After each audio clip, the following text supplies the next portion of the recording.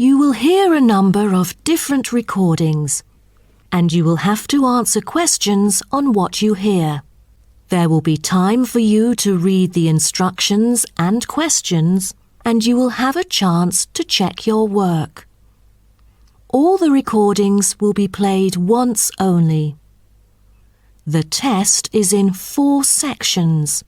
At the end of the test, you will be given 10 minutes to transfer your answers to an answer sheet. Now turn to Section 1. Section 1. You will hear an interviewer asking an interviewee called Lee to do a questionnaire on residency in the North. First, you have some time to look at questions 1 to 5.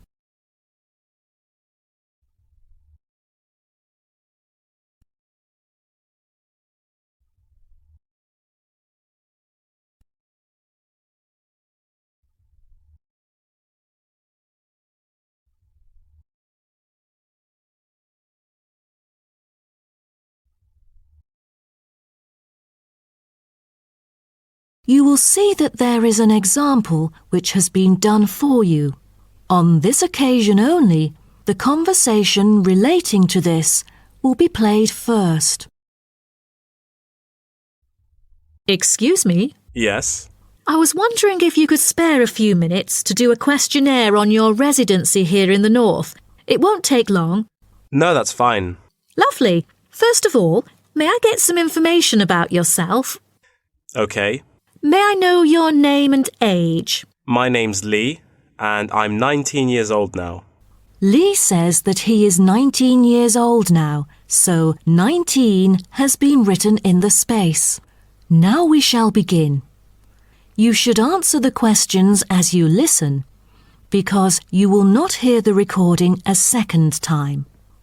Listen carefully and answer questions 1 to 5. Excuse me? Yes. I was wondering if you could spare a few minutes to do a questionnaire on your residency here in the North. It won't take long. No, that's fine. Lovely. First of all, may I get some information about yourself? Okay. May I know your name and age?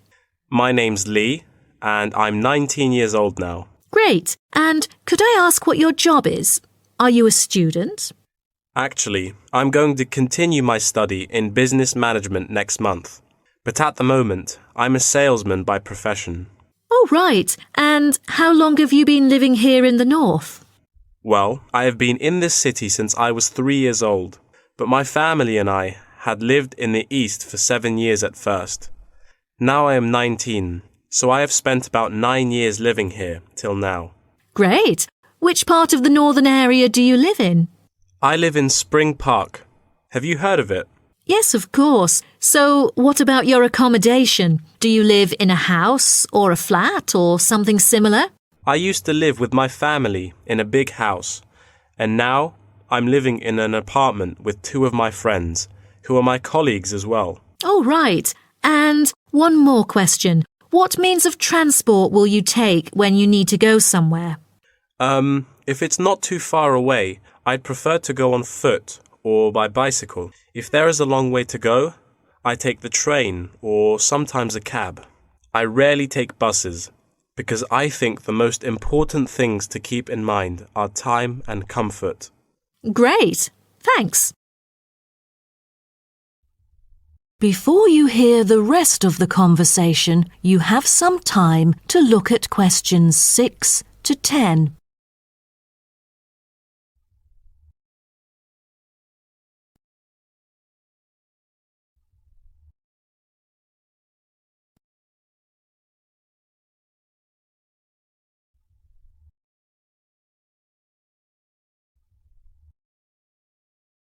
Now listen and answer questions 6 to 10.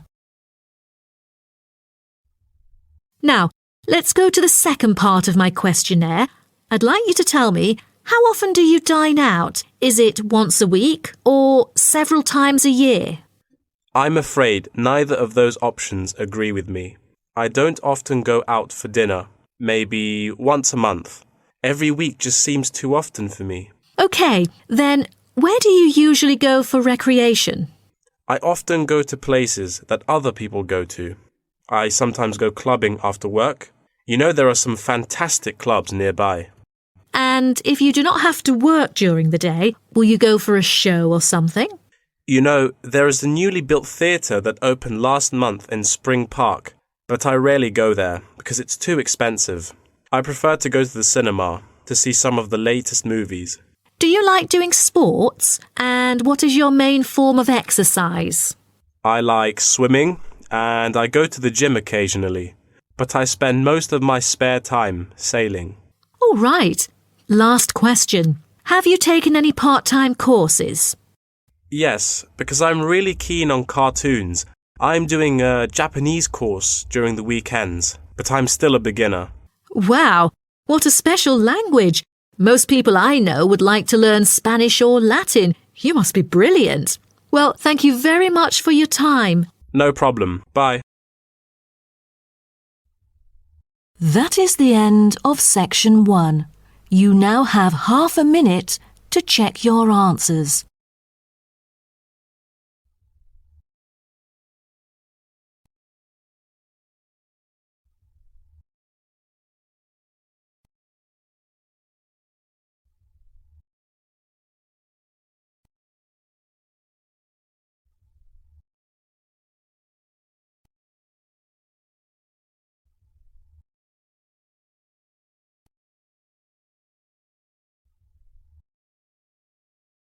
Now turn to section 2. Section 2. You'll hear a talk about tourism in the mining community. First, you have some time to look at questions 11 to 15.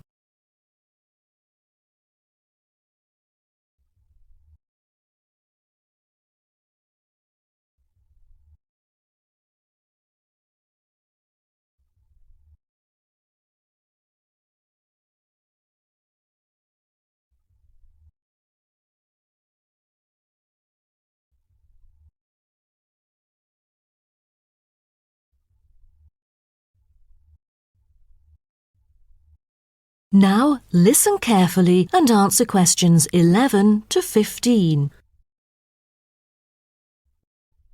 Hello, I'm delighted to welcome you to our mining community and very pleased that you're interested in the ores and pits of this area. I think you'll be pleasantly surprised with your special experience here. Now, let me start by giving you some warnings on safety rules and regulations. Rule number 1, always wear safety equipment. There is a litany of safety equipment that mining workers use for their protection, from helmets to safety glasses and gloves. It is essential that all workers wear the necessary safety equipment at all times. There have been countless stories of workers being saved by helmets, which are the hard hats that you can see on the shelf beside you. So, visitors wearing helmets is mandatory in the mining area, although you are free to take them off when you're in the mining museum and picnic area. You won't need to pay any deposit, though you should return them to the counter once you finish the visit. The helmets are offered in all sizes, so choose a suitable one. All right, our mining community is currently being refurbished for some of the main area, so please make a note of that, and you'll know what to look out for. So, when you go in or out of the mine, please pay attention to the road, for it has just been repaired because of the rough surface and can be really slippery since it's still wet.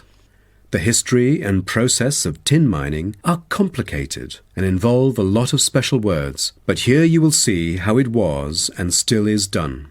After a short 5 to 10 minute walk, visitors can track round a numbered route with clear explanations. Most of the tour is in the open air, so nice weather helps. All areas are clearly posted with signs, but if you have problems travelling around or climbing up and down, you can turn to the staff here, and we are happy to help. If you're interested, Blue Hills Tin Stream is a working water-powered tin streaming mill that gives visitors a very clear idea of how difficult it is to get tin out of rock. I hope you'll enjoy the informative indoor presentation and this self-guided tour, but you have to bear one thing in mind, that smoking is forbidden throughout the whole community. Though you can take phones and of course use them, you'll also be surprised that there will be more than just one place to go in the mine. The underground tunnel is now being refurbished and only relevant workers can access it.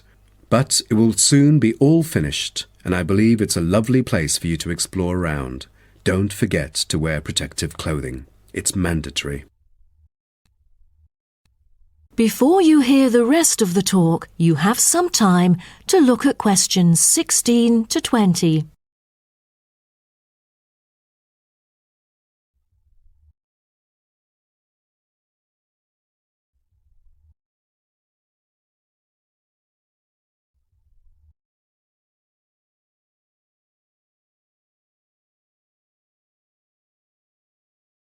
Now listen and answer questions 16 to 20.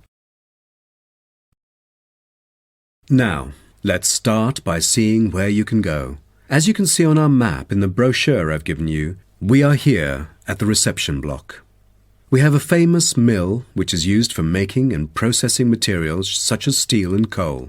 To visit it, just go straight ahead, north, along the path in front of you, and you'll find it at the end of the path. Now, towards the east, go along the path from our starting point. Turn left to the corner and then turn right. There is a car park at the east end of the lane. To the west, there is a museum. Past the shop, around the crossroads, and it is just located at the west end of the road. And by the way, the shop is specialized in selling a variety of ore-related souvenirs, including key rings, postcards, tin-made Lewis chessmen, and even Roman soldiers which are made from beautiful pyrite.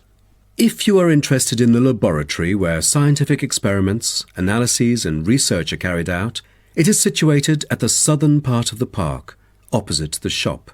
I bet you'll be happy to hear that this laboratory is also used for gold and crystal refinement. So don't miss this one for the sake of it. I assume by this time you'll all need some rest and refreshment. So we have an excellent cafe which caters for delicious food and beverages at the other side of the road next to the shop. Of course, if you want to spend some time in the fresh air, we have a perfect picnic area which is just right and northeast of the reception block. Further east, there is a path leading to the northern part of the park, and at the end of it is the toilet. Now, most of the visitors would choose to use the mailbox and send the beautiful postcards to their friends. To reach it, just... That is the end of section 2. You now have half a minute to check your answers.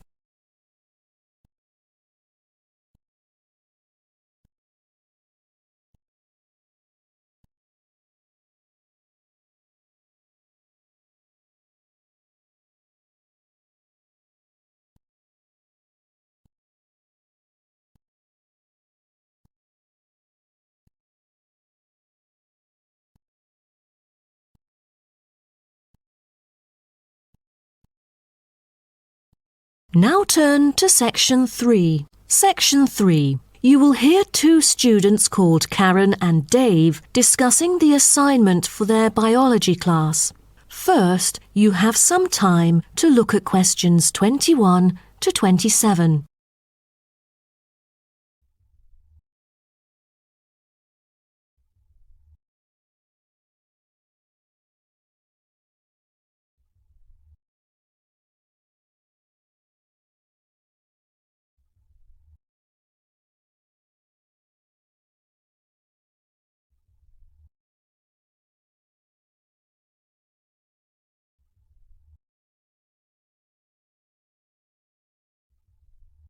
Now, listen carefully and answer questions 21 to 27. Hi, Dave. As you know, I've asked you to come here today to discuss the assignment for our biology class. We must decide what we should do about this very important research work. The whale survey. Yeah, I was also hoping to share some ideas with you. So let's start. OK, I've dug into some journal articles to see what sort of questions we should consider. Most of them include watching time and strongly urge it to be the top concern. What do you say? Yeah, the watching time should be carefully chosen. since I've heard a lot of unnecessary failures concerning picking the wrong time when it all went stormy and murky, and then nothing was seen during the whole field trip. I mean, they could have avoided that easily. Right. Then we should also pay close attention to the sea's surface because no one wants to encounter the failures you just mentioned. I think we'd better hope for the best, that it will be calm, with no choppy status. What about the weather conditions? That definitely should be taken into account, as it correlates with all the former factors. Most important of all, as a sighting is made, position and environmental parameters are recorded on standardized sighting pro formats, including time, visibility, position of the ship, using a global positioning system, wind speed, and wind direction. Shouldn't there be a set limit for the visibility level, say 50 metres? Cetaceans are really sensitive to sound. They are able to know that something's coming after them, so they would hide in order to avoid possible danger. So let's make it 100 metres, shall we? Yeah, that might be better. Oh, in that case, we'd also need to pay attention to the appearance of the fishing boats, for all the noise that they would make. That's right. Although observations were regularly made, we know very little about whale vocalization and how they use sound in their behavioral and social interactions. So to understand marine mammals' social interactions, we'll need to use passive acoustic recordings to track and assess the individual behaviors of whales, as well as to identify their appearance. OK, then what about scales? Oh, for each sighting, the number of animals should be counted. The group size, I mean. Also, we need to identify the species, possible age, and sex of the individuals. Before you hear the rest of the talk, you have some time to look at questions 28 to 30.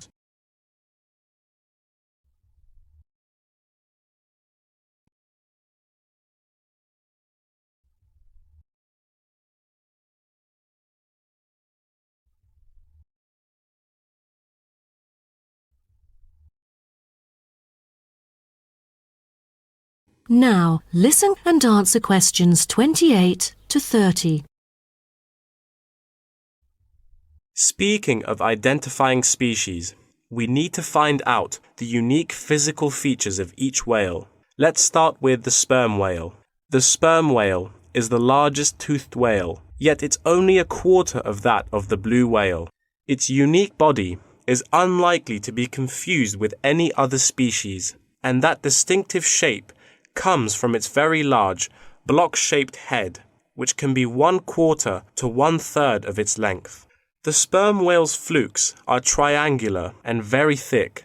It has a series of little bumps on the back of its fluke instead of having a dorsal fin. The largest bump is called the hump by whalers and can be mistaken for a dorsal fin because of its shape and size. Then there is the northern right whale. Right whales have round bodies with arching rostrums, V-shaped blowholes, and dark grey or black skin. The most distinguishing feature of a right whale is the rough patches of skin on its head, which appear white due to parasitism by whale lice. It has no back fins at all.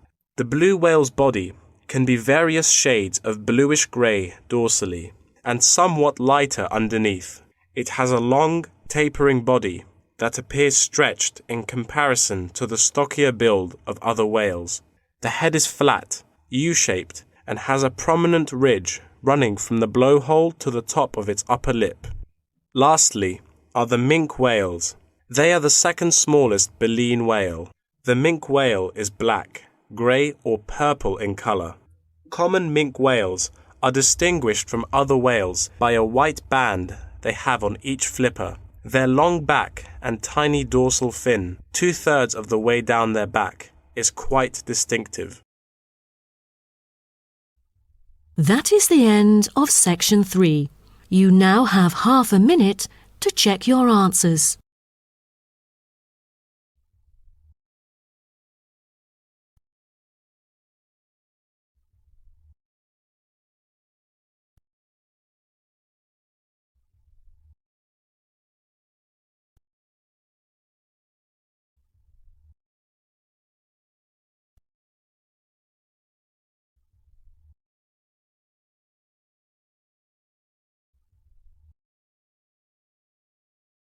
Now turn to Section 4. Section 4. You will hear part of a lecture about the biography of Samuel Cunard and his shipping company. First, you have some time to look at questions 31 to 40.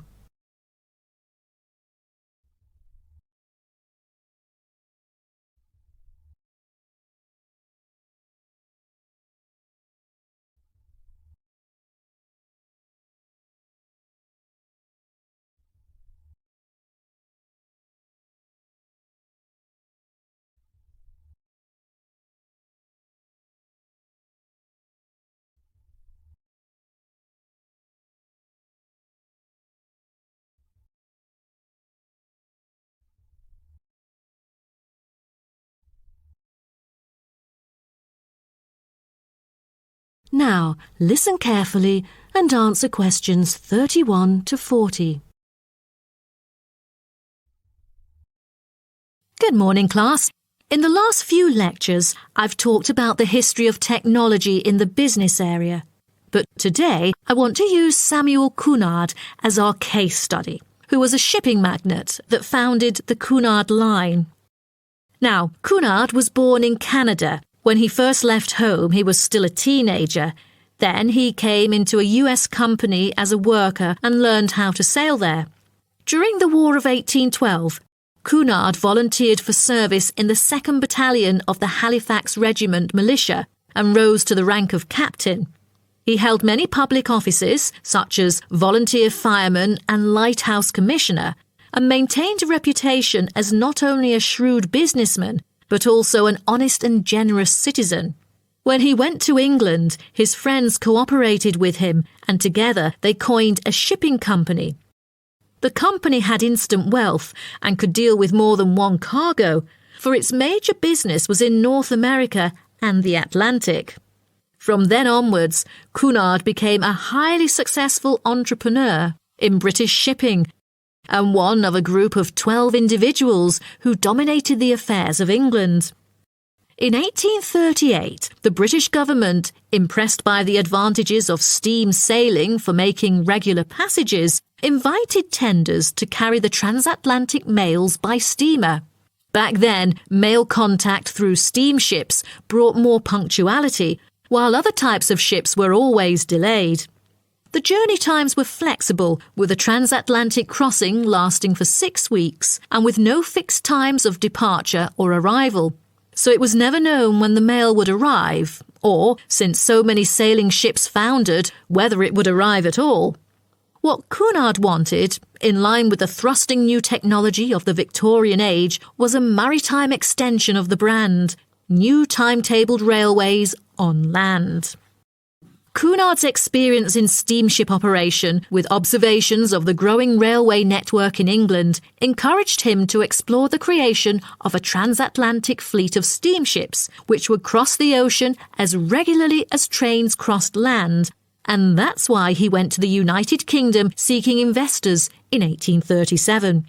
He set up a company with several other businessmen to bid for the rights to run a transatlantic mail service between the UK and North America for £55,000 annually for 10 years. The bid was successful. Almost at the same time, Cunard cooperated with an English businessman and established the British and North American Royal Mail Steam Packet Company, the ancestor of the Cunard Line. In 1840, the company's first steamship sailed from Liverpool to Boston, Massachusetts, with Cunard and 63 other passengers on board, marking the beginning of regular passenger and cargo service. Establishing a long, unblemished reputation for speed and safety, Cunard's company made ocean liners a success in the face of many potential rivals who lost ships and fortunes. Cunard's ships proved successful, and he then opened many branches. But the high costs saddled Cunard with heavy debts by 1842, so some of them went bankrupt. But what Cunard needed then was a port. After a lot of consideration, he finally opted for Boston because he was very familiar with this city where he had once worked it. Fortunately, by 1843, Cunard's ships were earning enough to pay off his debts and begin issuing modest but growing dividends. But the city did more than give Cunard silverware. Winters can be tough here in Boston. For example, in the year of 1844, one ship sank because of the winter freeze. The ship hit icebergs and caused a heavy loss to the company. Then, the board recommended the company to move to New York, and it was a huge success, and then became one of the biggest US shipping companies.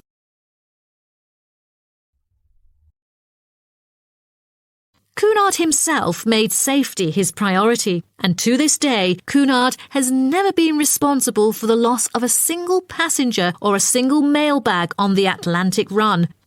Cunard's conservative nature enabled his company to see off rivals and to take a measured and steady approach when it came to the introduction of new technology like radio communication. In the early years of his career, Cunard took a prominent part in community activities and various charitable organisations, as well as mercantile affairs which extended throughout the Atlantic provinces. Back then, there were hardly any entertainment facilities on board. In order to make sure that the passengers could have a comfortable journey, newspapers were printed on board. Cunard was gratefully remembered for employing his capital in shipbuilding activities in the hard times of the 1830s because this enterprise had circulated money where there would otherwise be poverty and stagnation. His competitiveness and his obsession not to waste time were important characteristics of his personality.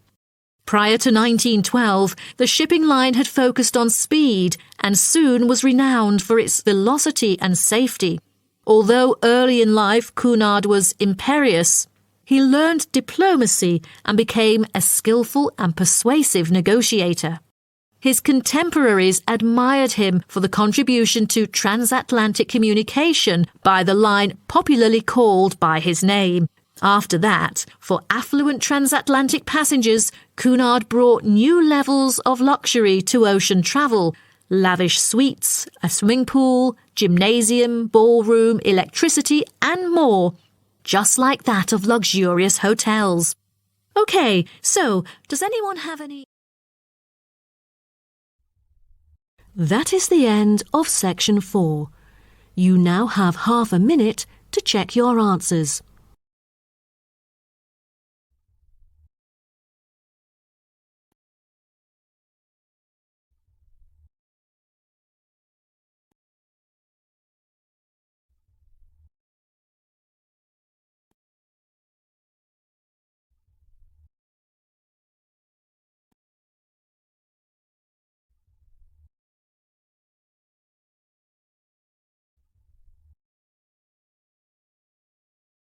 That is the end of the listening test. In the IELTS test, you will now have 10 minutes to transfer your answers to an answer sheet.